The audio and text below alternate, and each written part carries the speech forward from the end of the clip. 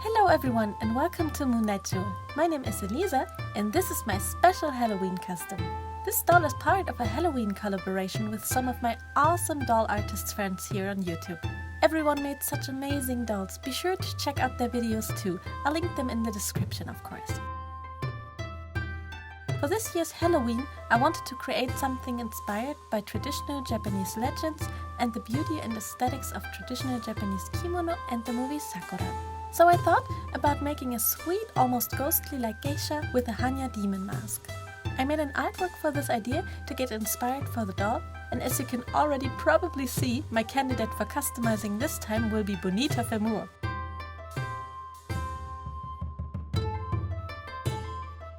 She was just the perfect doll for this idea. She's half skeleton and half moth, and I kind of like this combination a lot.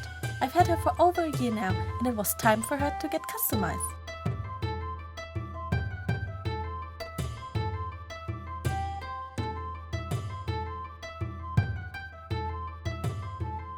After unpacking her, I'm removing her factory paint with pure acetone.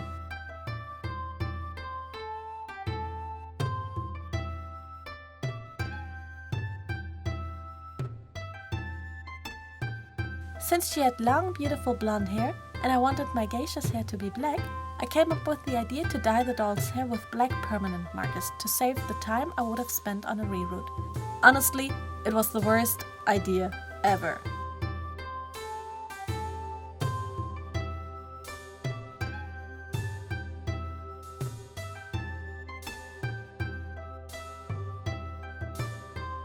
Even though the result looked super saturated in color, the hair kept bleeding out even after washing it with vinegar and fabric softener. So I ended up with stained spots on her head and body, which basically weren't removable anymore.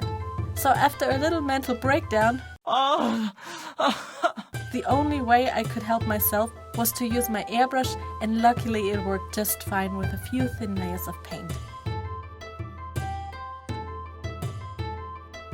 After her hair was dry, I packed it into an old piece of fabric and could finally begin with the face-up.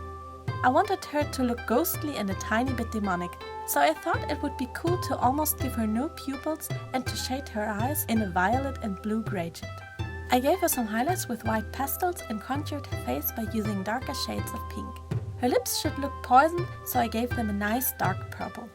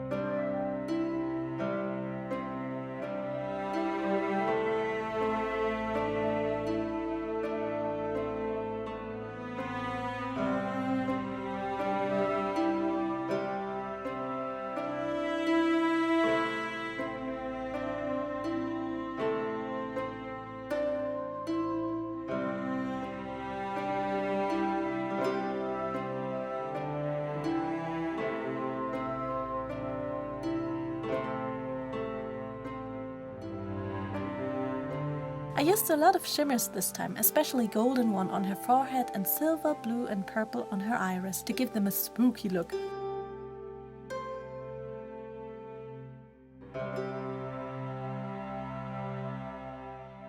I glossed her lips and I forgot to film this, but I also gave her gloss on her eyes after I dressed her 3D lashes and a rhinestone on her forehead. Time to style her hair! To prevent Bonita from new stains, I wrapped her in cling film and paper tissues like a present and began the hairstyling. I separated her hair into 4 sections, one on top of her head, one on each side of her head and the rest of the hair in the back. I made a ponytail with that hair first, then made a poof with the front-centered section, adding it to the ponytail and then adding both sides by making the typical Japanese traditional hair-like look.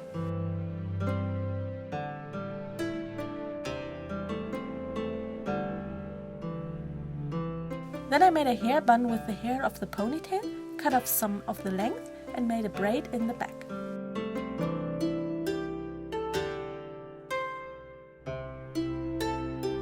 For the big fan-like parts, I cut out 2 shapes for each side out of black fun foam, glued the hair I cut off around it and added a bobby pin to the open end.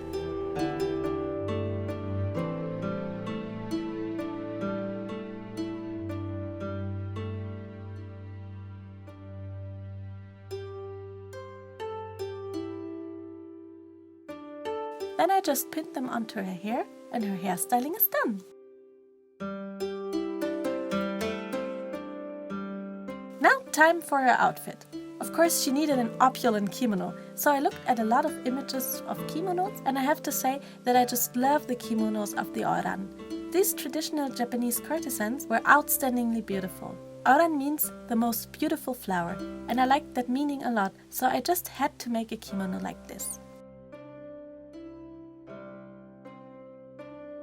The outfit is a layered look of a purple patterned kimono, a red one with an old self-made Halloween-like print design, the obi, which is the belt with an opulent front piece, white socks, super high geta, the wooden shoes, and a huge amount of props for her head like hair needles and flowers. The first thing I made was the purple pattern kimono. I got the pattern from DG Requiem on Etsy. I cut out all the pieces and then started by sewing the 2 halves of the body part of the kimono together with finished sides of the fabric facing inward. Then I sewed the shoulders together and attached the sleeves and sewed each of them together. Then I sewed the side seams together, folded the collar pieces, attached them onto the neckline of the kimono, snipped off the excess and hemmed the edges.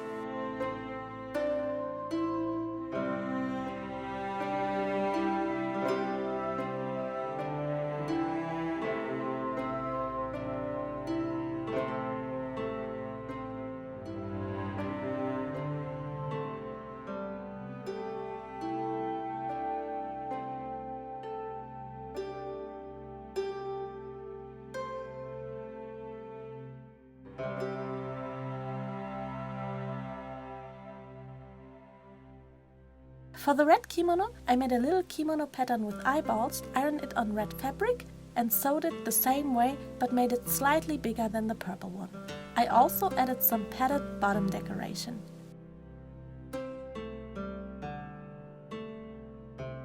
For the obi, I just took a purple strap of fabric and added a big front piece made of some beautiful teal and golden fabric. Then I decorated the obi with everything I could find and even made some kanzashi flowers for it. Oh, and I realized that it was totally wrong to attach sleeves on the purple kimono because I couldn't put it under the red one, so I had to remove the sleeves of it again.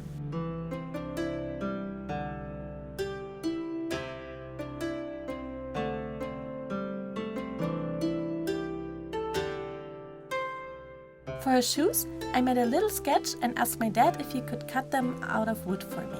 The result was awesome. I just needed to sand them a bit, then spray painted them black, glossed them and gave them little golden straps since the actual flip-flop-like design wouldn't work with monster high feet.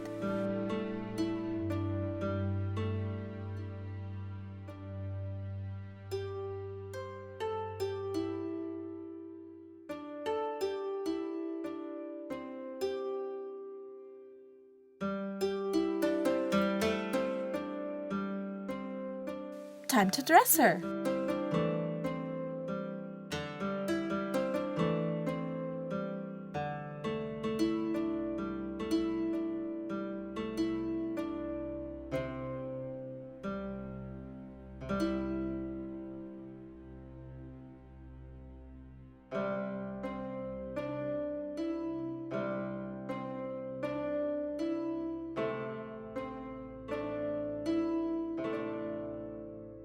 The only thing left are her head jewels. I made a twisted headband and put around it her head. Then adding decorated hair needles, eyeball hair needles I made from polymer clay, glitter and UV gel, a bunch of handmade polymer clay flowers and eyeballs.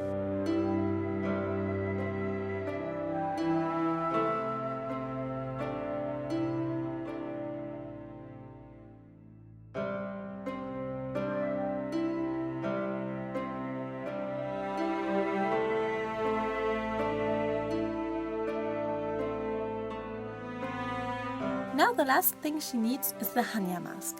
I tried to make the first one from epoxy sculpt, but I didn't really like it, so I made a second one of polymer clay and it turned out quite nice.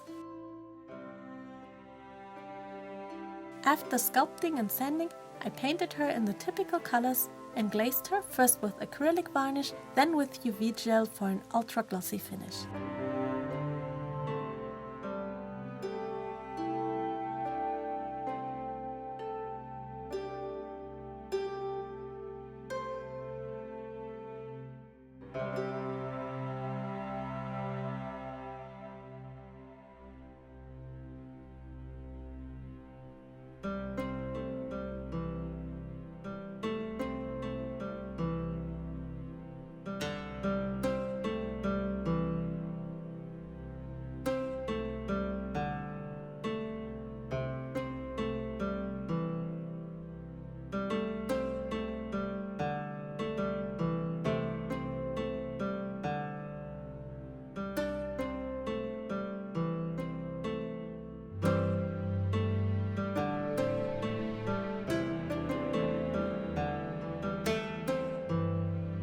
And I think we're done!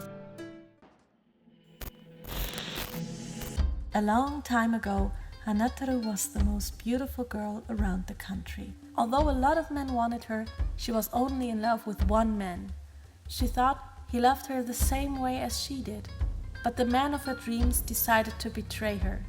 Driven by her jealousy, rage and hurt, Hanataru slowly twisted into a demon. Her name from now on was Hanya. And even though she has a demonic face, her eyes still hint at melancholy and heartbreak. She can only turn back if she'll be loved again, or Hanya will be lost as a demon forever.